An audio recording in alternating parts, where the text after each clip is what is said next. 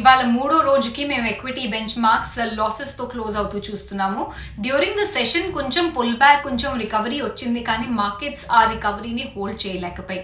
Banks and IT stocks లో చాలా strong గా సెల్లింగ్ ప్రెషర్ ఉండేది అమిడ్ వీక్ గ్లోబల్ క్యూస్. దీంతో ఓవరాల్ మార్కెట్ మొమెంటం మళ్ళీ ఒకసారి కిందకు వచ్చింది. ఇవాళ ఓపెనింగ్ కూడా వీక్ గానే ఉండేది. గ్లోబల్ పియర్స్ లాగే ఇండియన్ మార్కెట్స్ కూడా వీక్ గా ఓపెన్ అయ్యాయి. ఆ సెల్ ఆఫ్ ఎక్స్టెండ్ అయింది ఇనిషియల్ ట్రేడింగ్ అవర్స్ లో, కానీ మళ్ళీ ఒక స్ట్రాంగ్ పుల్ బ్యాక్ వచ్చింది అరౌండ్ నూన్. కానీ లైక్ ఐ సెడ్, మేము ఆ రీబౌండ్ ని సస్టైన్ చేయలేకపోయాం అండ్ మార్కెట్స్ మళ్ళీ ఒకసారి అండర్ ప్రెషర్ వచ్చాయి.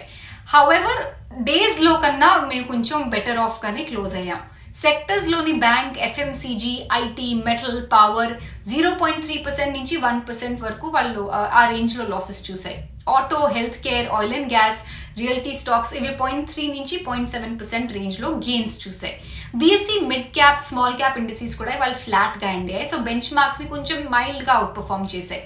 నిఫ్టీ లూజర్స్ లోని ఎల్టీఐ మైండ్ ట్రీ ఉండేది. హెచ్డిఎఫ్సి బ్యాంక్ లో మళ్ళీ సెల్లింగ్ కంటిన్యూ అయింది. టైటన్ కంపెనీ, ఏషియన్ పెయింట్స్. కానీ అటు రెండో వైపు మేము గెయినర్స్ కూడా చూసాం. నిఫ్టీలోని సన్ ఫార్మా, సిప్లా, టెక్ మహీంద్రా, టాటా మోటార్స్, యాక్సిస్ బ్యాంక్, ఇవన్నీ స్టాక్స్ ఇవాళ మార్కెట్ మొమెంటం లో మార్కెట్ వీక్నెస్ ని కూడా అవుట్ పర్ఫార్మ్ చేసి లాభాలతో క్లోజ్ అయ్యాయి.